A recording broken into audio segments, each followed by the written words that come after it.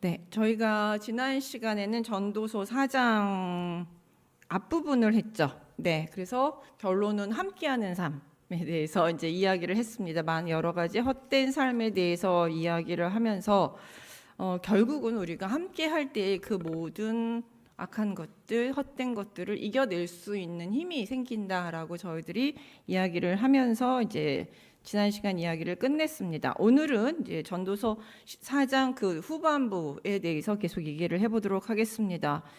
오늘 지금 읽은 13절부터 16절에서는 지금 왕에 대한 이야기를 하고 있습니다. 근데 여기서 보면은 이제 13절에서 두 명의 인물이 등장을 합니다. 하나는 가난하면서도 지혜로운 젊은이가 있고, 그 다음에 또 한 명은 늙고 둔하여 경고를 받을 줄 모르는 왕이 하나 있습니다. 왕 두 명. 그러니까 여기서 이제 두 가지 대조, 그러니까 여러 가지 대조가 있죠. 젊은이와 늙은이. 그 다음에 지혜로운 자, 경고를 받을 줄 모르는 사람, 젊은이, 청년. 이렇게 이제. 그 다음에 그런 식으로 이제 여러 가지 세 가지의 대조를 가지면서 인물이 둘이 등장을 하게 됩니다. 여기서 이제 둔하다라는 표현은 제가 이제 어리석다라고 표현을 했는데, 둔하다라는 단어는 그 캐실이라는 단어예요. 근데 요거는 둔하다는 게 그 아둔하다라는 뜻입니다. 번역 자체가 아둔하다, 어리석다, 즉 지혜롭지 못하다라는 뜻, 지혜의 반대어 중에 어군 중에 하나예요. 그러니까 아둔한 자입니다. 근데 여기서 이제 왜 어리석다, 그러니까 쉽게 말하면 지금 우리는 어리석다라고 이야기할 수 있는데, 왜 어리석다라고 이야기를 하냐면 경고를 더 받을 줄 모른다. 예, 누군가가 조언을 해주면 들어야 되고, 그것은 아니옵니다, 왕이셔, 이렇게 하는 것이 더 좋습니다라고 옆에서 많은 사람들이 조언을 하겠죠. 신하들의 역할이 그런 거잖아요. 아니되옵니다, 왕이시여, 이것이 더 좋습니다, 이렇게 하는 것이 훨씬 더 좋습니다, 이런 것들을 말을 해야 되는데 말을 합니다. 근데 이 어리석은 왕은 그걸 들을 줄 모릅니다. 내 말이 다 맞습니다. 예, 내 말이 다 맞다라고 이야기를 하는 것이죠. 잠언에서는 왜 이런 사람, 남의 말을 듣지 않는 사람을 어리석은 자라고 얘기하냐면, 잠언 5장 23절에 따르면 그는 훈계를 받지 아니함으로 말미암아 죽겠고 심히 미련함으로 말미암아 혼미하게 되느니라. 예, 남의 말을 듣지 않는 자는 혼미한 상태가 된다는 거죠. 내가 생각을 하고 있어요. 내 생각이 옳을 수도 있고 틀릴 수도 있어요. 그걸 뭘로 증명을 하느냐?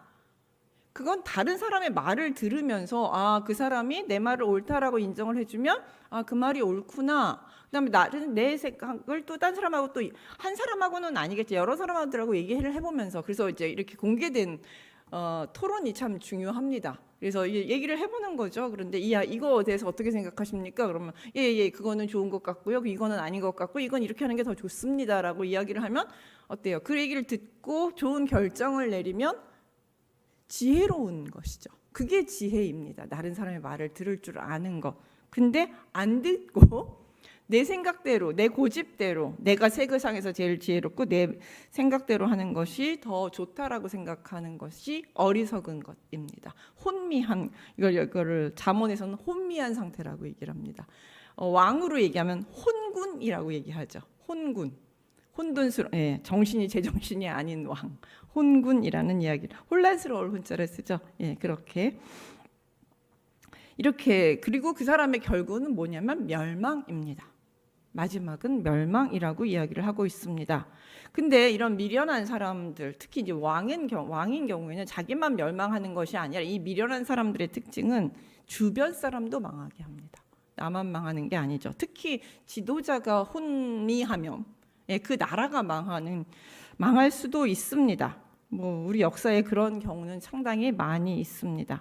그래서 잠언 17장 12절에서 보면 재미있는 비유를 합니다. 차라리 새끼 뺏긴 암콤을 만날지언정 미련한 일을 행하는 미련한 자를 만나지 말 것이라 얘기합니다. 그러니까 새끼 뺏긴 암컷이 얼마나 사나워요. 우리가 생명이 왔다 갔다 할 정도로 이제 두려운 대상인데, 가장 우리가 고대 사회에서 일상에서 만나기 쉬운 대상이었는데, 그거보다 더 무서운 게 미련한 왕. 이라는 것이죠. 미련한 자와 동행하는 것이라고 이야기를 합니다. 이렇게 왜냐하면은 이런 폭군들, 우리 남의 말을 안 듣는 사람들이 나와 나의 가정을 파괴하기도 하고 나라를 파괴하는 경우를 우리는 상당히 많이 볼 수 있습니다. 나의 공동체를 파괴하기도 하고 나의 가정을 파괴하기도 하고 나의 나라를 파괴하기도 합니다. 이런 폭군들, 특히 이제 폭군들, 왕이 된 건 폭군이라고 얘기를 하죠. 이런 폭군들은 결국은 그렇게 지혜로운 말을 하는 사람들을 다 어떻게 해요? 제거하죠. 다 감옥에 보내고 너 절로 가. 너는 직위에서 해제하고 이렇게 하면서 자기 듣기 좋은 말, 아첨하는 사람. 왕이 하시는 말씀이 제일 옳습니다. 당신이 최고입니다. 당신이 지혜로우십니다.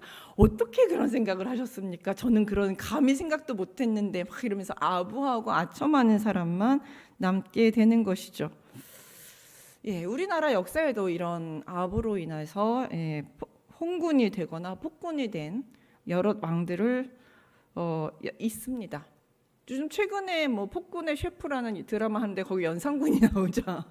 거기도 이제 폭군 중 연산군도 우리나라의 대표적인 폭군 중에 하나이죠. 그 사람도 처음부터는 그렇지 않았지만 결국 나중에는 한 사람만의 말을 듣게 되고 나머지 다른 사람 말은 듣지 않으면서 이제 폭군의 길로 가게 되는 것이죠. 또한 젊음과 늙음을 대조를 하고 있습니다. 젊음은 앞으로의 가능성과 유연성과 다른 사람의 말을 듣는 겸손을 상징합니다. 가능성, 미래도 있지만 또한 겸손합니다. 젊은이는. 근데 늙음은 힘이 없고 미래에 대한 가능성이 없을 뿐만 아니라 다른 사람의 말을 듣지 않는 고집, 즉 어리석음이 있습니다. 나이 먹었다고 다 고집스럽지는 않습니다. 제가 여기 계신 우리 권사님이나 장로님들이나 분들이 다 고집스럽다라고 생각하지 않습니다. 왜냐하면 지혜가 있으시기 때문입니다. 그렇지만 나이를 먹으면 아무래도 생각의 유연성이 떨어져요. 생각의 유연성이 떨어지고 새로운 생각을 받아들이는 게 되게 힘듭니다. 그래서 자기에게 익숙한 세상이나 생각으로 살아가기를 바라고 또 그렇게 하려고 합니다. 저희가. 그리고 이제 왜냐하면 사실 그렇게 새로운 것들을 받아들이고 생각을 바꾸고 이게 옳은지 그른지를 막 생각하면서 내가 이렇게 바꾸는 게 좋은가 이런 생각을 하는데 뭐가 들어요? 힘이 들어요. 힘이 들어요. 거기도 에너지가 많이 들어가요. 젊은 사람들은 그 에너지가 많으니까 그런 걸 받아들여서 삭삭삭삭 움직이면서 빨리 바꿀 수 있는데 나이 먹으면 내 살아가는 생체 에너지가 떨어지기 때문에 그런 것들을 막 생각하면서 바꾸어 나가는데 힘이 딸려요. 어쩔 수가 없습니다. 그 부분에 대해서는 인정을 합니다. 그래서 힘이 있어야 이런 마음의 생각 변화도 가능합니다. 그렇기 때문에 뭐가 필요하냐면 이게 젊어서부터의 훈련이 필요합니다.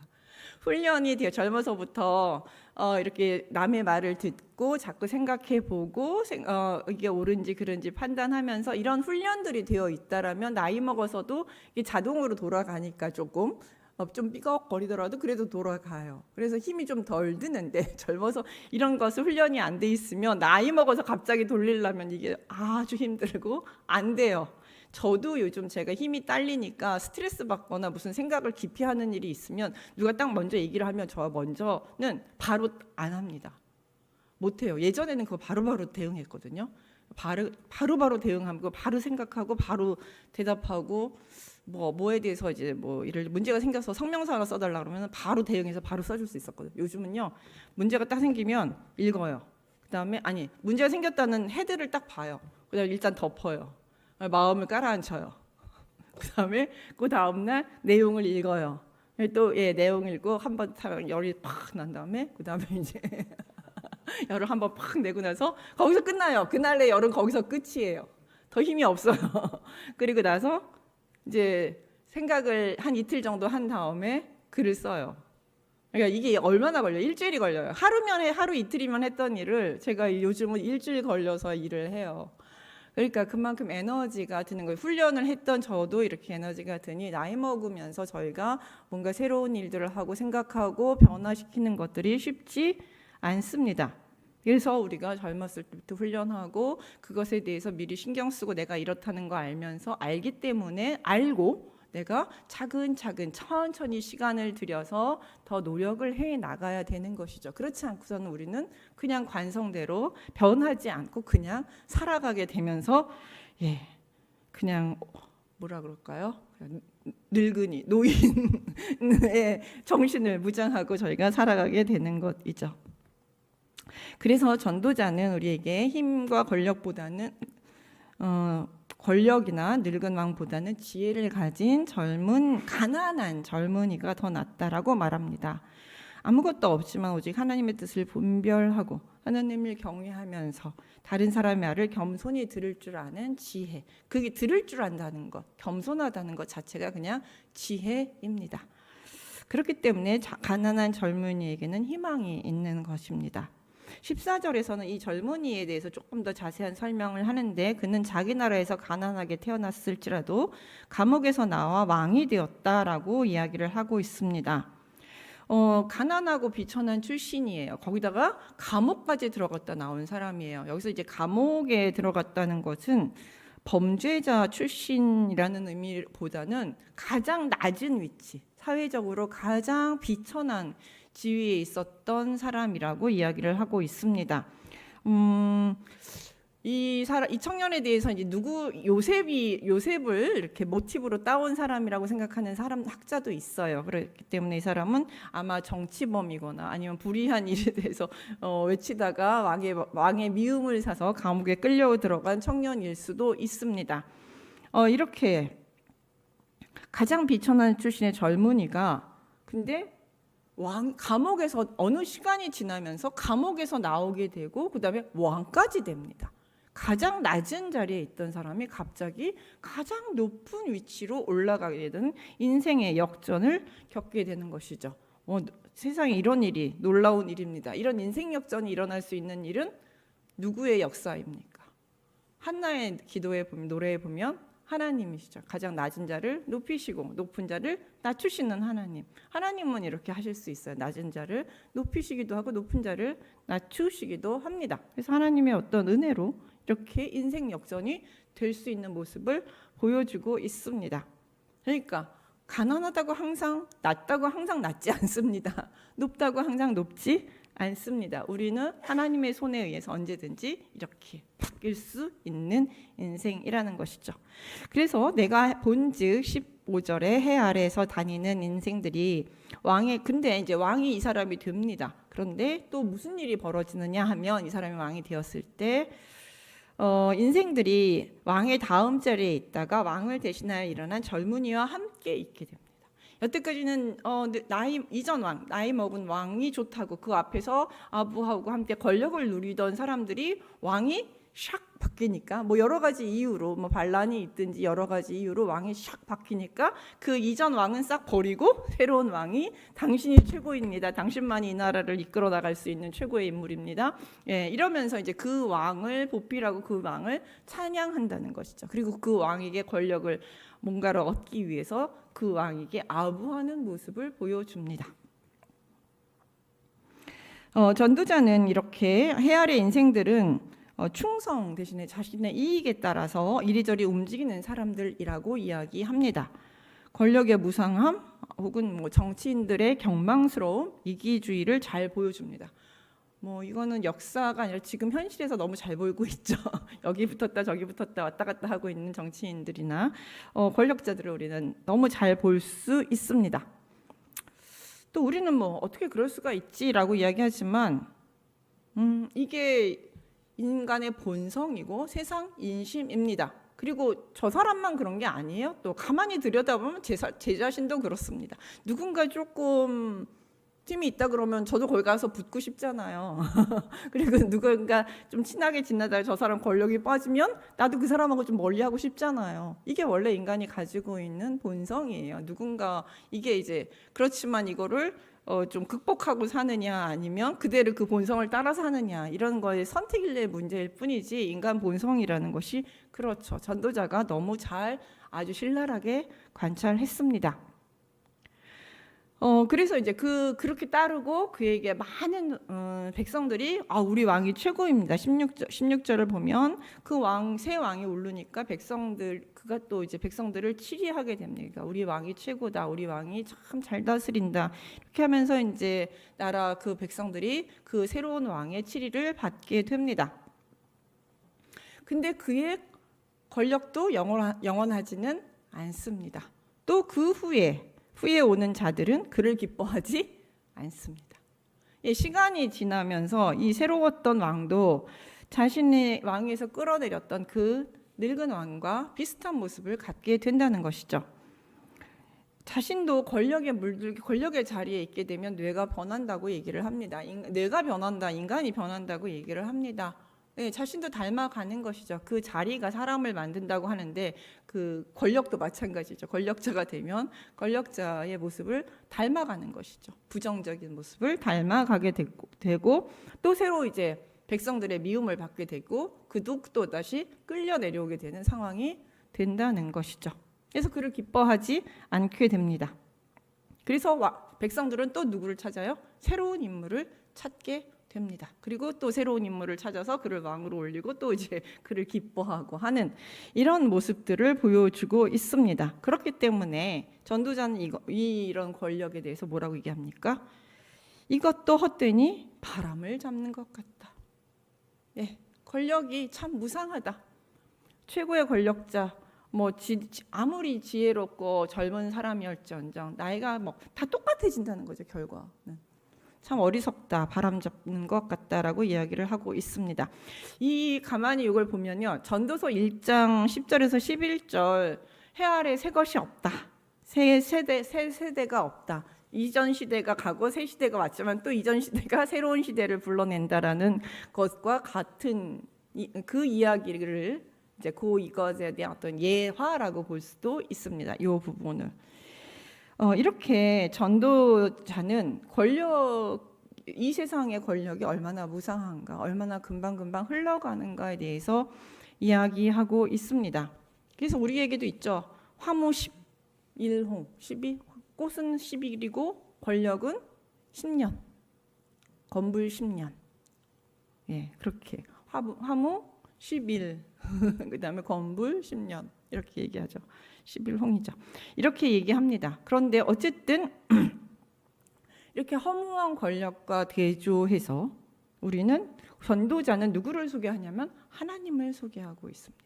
하나님. 5장에서 그러니까 전도서가 전체적으로 봤을 때 하나님에 대한 이야기를 거의 하지 않아요. 하나님에 대해서 이제 잠깐 언급하지만 하나님에 대한 신앙 부분이 별로 나오지 않아요. 이게 하나님을 어떻게 예배할 것인가, 하나님을 어떻게 볼 것인가. 그래서 루터는 이 하나님이 별로 나오지 않는다 그래서 전도서를 싫어했습니다. 성경에서 빼는 게 어떻겠느냐, 이런 말을 할 정도로 전도서가 복음 전파에 별로 도움이 되지 않는다라고 생각을 했습니다. 그렇지만 5장에서 그럼에도 불구하고 5장은 하나님에 대한 이야기를 하고 있습니다.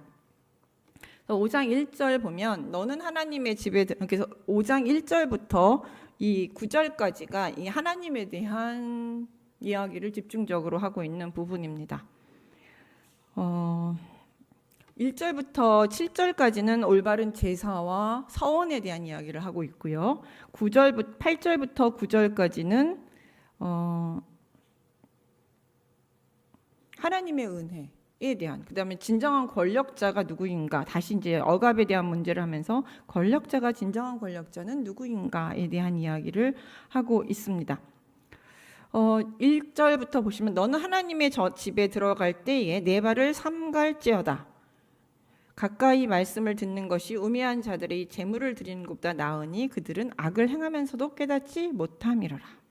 첫 번째, 하나님의 집에 들어갈 때 발을 삼가하다라고 이야기하고 있습니다. 여기서 성전에 들어가는 거, 예배하러 들어가는 것이죠. 제물을 드리러 이제 하나님과 만나기 위해서 들어갈 때 발을 삼가하라고 얘기하는데, 이거는 잠언 4장 26절에서 27절에 보면 내 발이 행한 길을 평탄케 하며 내 모든 길을 든든하게 하라. 좌로나 우로나 치우치지 말고 내 발을 악에서 떠나게 하라 라고 얘기를 합니다. 그러니까 내 발을 삼간다라는 것은 너의 행동, 너의 삶을 조심스럽게 좌로나 우로나 치지 말고 하나님 말씀대로 살라는 의미예요. 지금 전도자가 말하고 있는 것입니다. 그러니까 즉 우리의 삶, 하나님 성전에 들어가서 하나님과 만나고 하나님과 제사 드리기 전에 뭘부터 점검하라는 거예요? 나의 삶이 어땠는가? 내가 하나님과 올바른 관계를 맺었는가? 누군가를 아프게 한 건 아닌가? 내가 죄를 지은 건 아닌가? 이런 것들을 생각하면서 와서 뭘 해야 되는 거예요? 그러니까 제일 먼저 회개해야 되고 깨닫고 제일 먼저 와서 하나님 앞에 잘못했다라는 것을 깨달아야 된다는 것이죠. 나의 삶을 점검해야 된다는 것이죠. 그렇기 때문에 삶과 제사는 이렇게 나뉘어지지 않습니다. 삶과 제사는 항상 같이 가고 있습니다. 하반절에서 보시면 아까처럼 말씀을 듣는 것, 하나님의 말씀을 듣는 것이 우매자들이 제사를 드리는 것보다 낫다고 했어요. 이게 어디서 보니까 뭐가 생각이 나요? 순종이 제사보다 낫고 수양의 기름이 하나님 말씀 청종함보다 하나님 말씀 기름보다 하나님 말씀 청종함이 더 좋다. 이 누가 누구에게 한 말이에요? 사무엘이 사울에게 한 말입니다. 어느 순간에 하나님께서 아말렉과의 전쟁에서 진멸을 명령하셨어요. 사울에게. 그런데 사울이 그 명령을 듣지 않고 좋은 가축들을 남겼죠. 그래서 왜 이 가축들을 남겼느냐고 사무엘이 와서 사울에게 물으니까 하나님께 제사를 드리기 위해서 좋은 것들을 남겼습니다라고 얘기했어요. 그때 사무엘이 사울에게 한 말입니다. 순종이 제사보다 낫고 수양에 기름진 것이 하나님 말씀 청종하는 것이 더 좋다라고 말씀하셨어요. 그러니까 하나님 말씀을 순종하지 않는 자들을 여기 뭐라고 얘기해요? 우매자, 어리석은 자라고 이야기를 하고 있습니다. 그러니까 여기서 보면 사울은 어떤 자예요? 어리석은 자예요. 어리석은 자, 이렇게 하나님 말씀대로 사는 것과 순종하지 않고 예배만 열심히 드리려는 사람들, 이런 사람들의 모습에 대해서 하나님께서는 그들이 그리고 이들에 대해서 더 우매자라고 얘기하느냐 하면 근데 자기가 잘못한 걸 몰라요. 더 더 비극인 건. 그러니까 하나님께서 어떻게 해요? 사울에게 사무엘을 보내서 잘못을 깨닫게 했어요. 근데 그때 바로 사울이 회개를 했나요? 사울 회개하지 않았어요. 내가 잘못했습니다. 내가 이걸 다 지금 그때 그렇게 했으면 됐어요. 하나님께서 사무엘을 보내신 이유는 잘못을 깨닫고 회개하기 위해서요. 돌이킬 수 있는 기회를 주기 위해서였어요. 그럼 그 말을 딱 들으면 어떻게 해야 돼요? 다 죽이면 돼요. 다 죽이고 하나님 용서해 주십시오. 잘못했습니다. 제가 하나님 앞에 득죄했습니다. 이렇게 하면서 회개를 하면 되거든요. 근데 사울은 그렇게 하지 않았어요. 왜요? 왕의 체면이 있지. 내가 이거 다 살리라고 했는데 또 다시 하나님 명령 듣고 죽이라고 하는 것은 왕의 체면에 어긋나고 백성들 눈에 참 안 좋아 보여요. 그렇기 때문에 그렇게 하지 않았습니다. 그래서 그는 자신이 잘못했다는 것, 그렇게 하지 않은 건 뭐예요? 내가 하나님 앞에 별로 죄를 지었다고 생각하지 않았다는 것이죠. 이것이 정말로 심각한 죄라고 깨달았다라면 그는 회개했겠죠.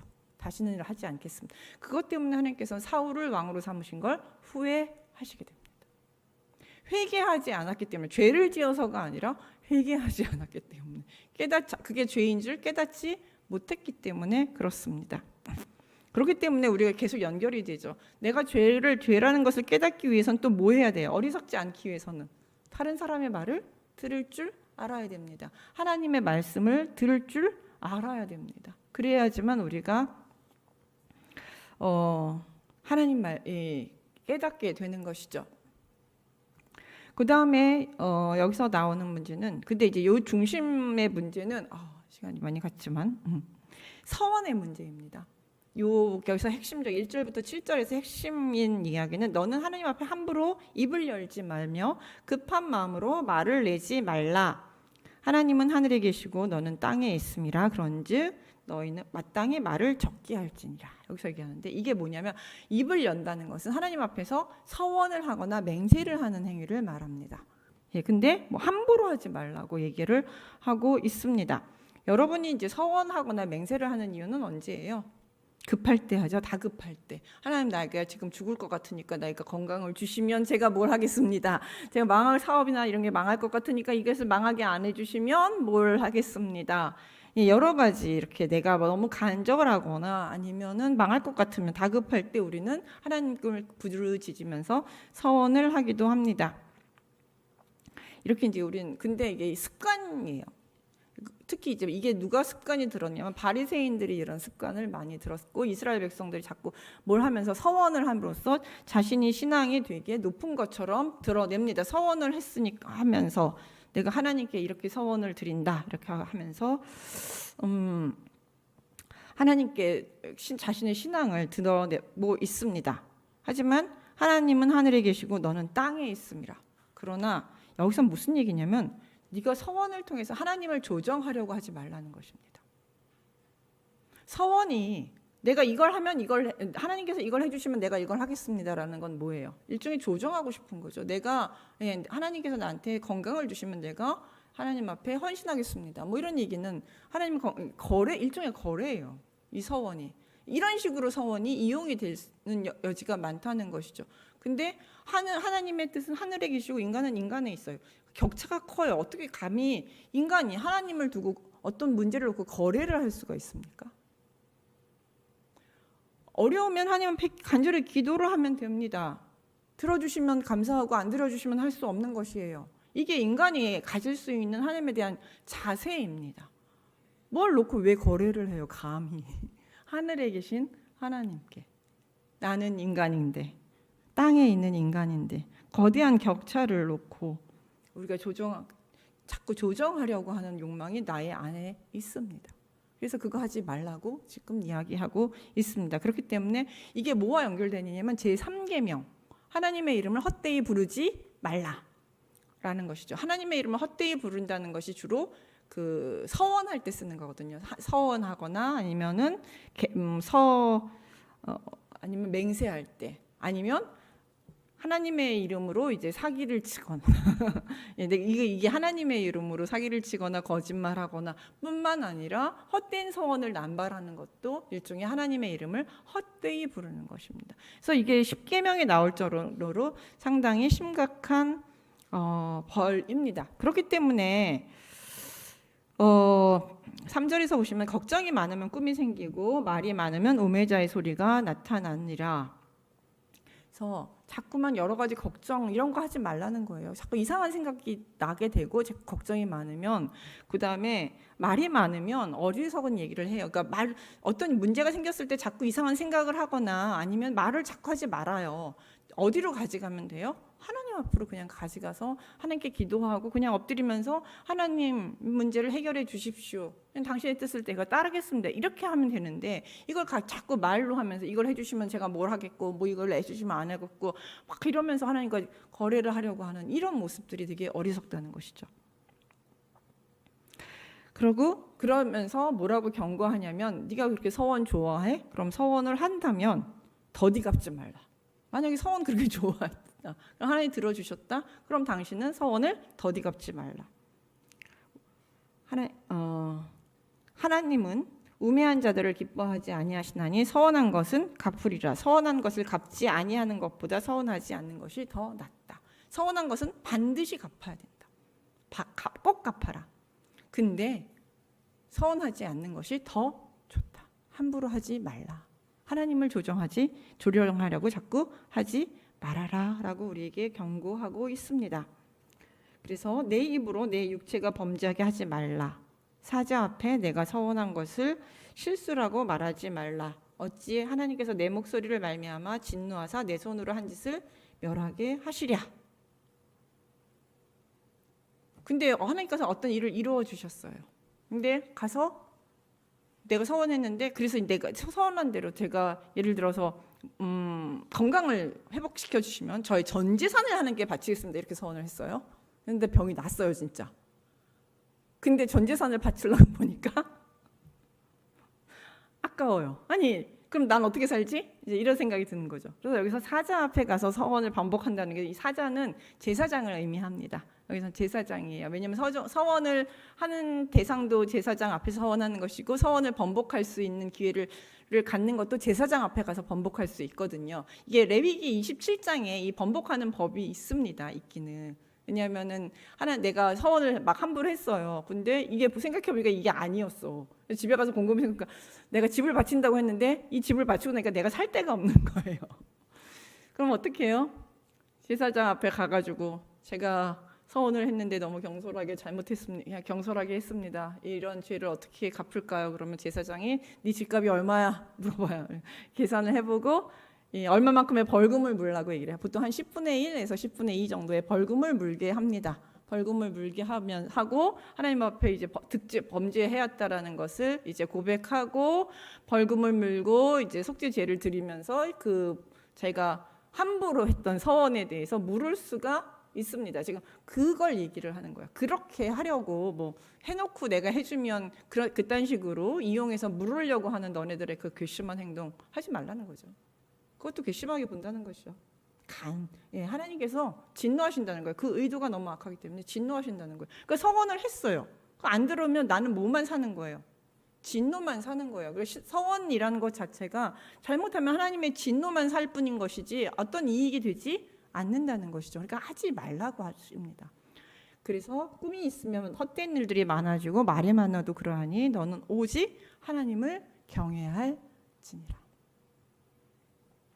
하나님만 경외하고 하나님께 맡기고 의지하면서 하나님께서 주시는 대로 우리가 받으면 된다는 것이에요. 자꾸 뭔가를 해서 내가 조정하려고 하지 말라는 것이죠. 헛된 짓들은 좀 하지 말라는 것입니다. 그렇게 해서 죄를 하나님 앞에 쌓지 말라고 이야기를 합니다.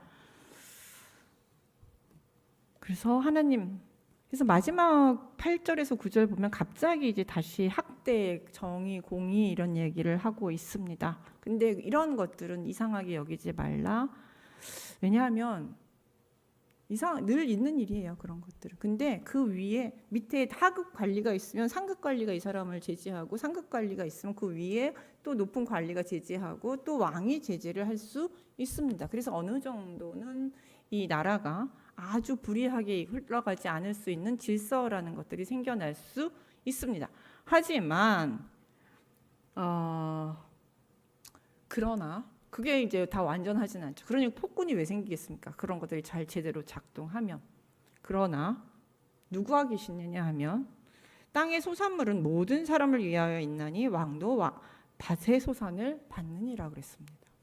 이렇게 위에 있지만 그 최종 권위를 갖고 있다는 왕도 누가 주시는 음식을 먹고 살아요? 하나님이 주시는 음식을 먹고 사는 피조물이라는 존재라는 것이죠. 하나님이 그에게 양식을 주시지 않는다면 그도 먹고 살 수 없고 죽어야 되는 존재라는 것이죠. 우리들 왕이 아무리 있고 아무리 뭐가 있고 해도 이 세상에 모든 권한이 있고 질서가 있고 뭐 젊음이 있고 뭐가 있더라도 이 최종 권위자는 누구입니까? 하나님이십니다. 하나님이 뭔가를 우리에게 주시지 않으면 우리는 아무것도 살 수가 없는 존재예요. 우리 지금 심각하게 강릉에서 가뭄 겪고 있죠. 그러니까 뭐 옥수수고 벼고 뭐 다 뽑아 버리더라고요. 다 말라서 어떻게 농사를 지을 수가 없어서 이번 농사는 다 망했다고 이제 다 뽑아 버리더라고요. 그냥 그렇습니다. 하나님 비를 주시지 않으면, 하나님이 이 땅에 양식을 주시지 않으면 아무리 왕이어도 아무리 권력을 가져도 지혜를 가져도 다 그냥 죽을 수밖에 없는 그런 존재라는 것이죠. 그렇기 때문에 우리에게 다시 경고합니다. 왕이든 누구든 권력을 가진 사람이든 지혜자든 모든 사람이든 그냥 하나님 앞에 엎드려 기도하라는 것이죠. 문제가 생겼을 때 겸손하게 살라고 얘기합니다.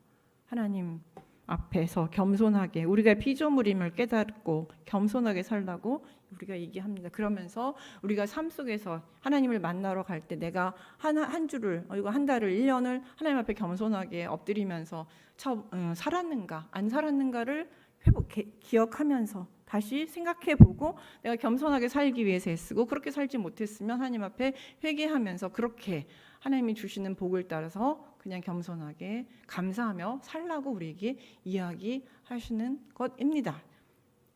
참 전도자가 우리에게 많은 도전을 주고 있습니다. 우리는 할 수 있다 하시는 나의 능력 주 하나님 하면서 막 하나님한테 간구하고 기도하고 나무뿌리 뽑으면서 뭔가를 다 얻어내려고 너무 많은 노력들을 합니다. 그것도 필요해요. 그렇지만 또 한편으로는 하나님 앞에 내려놓고 하나님께 주신 대로 제가 그냥 하겠습니다라고 하는 겸손한 마음, 내 그 기도에서조차 내 욕심을 내려놓는 그 마음이 우리에게는 필요하다고 이야기를 하고 있습니다. 이렇게 해서 전도자는 자꾸 우리에게 무엇을 가리키느냐면 마음을 비워라. 하나님 앞에서 겸손하게 낮게 마음을 비우고 주어진 것에 감사하면서 살라고 오늘도 우리에게 이야기해주고 있습니다.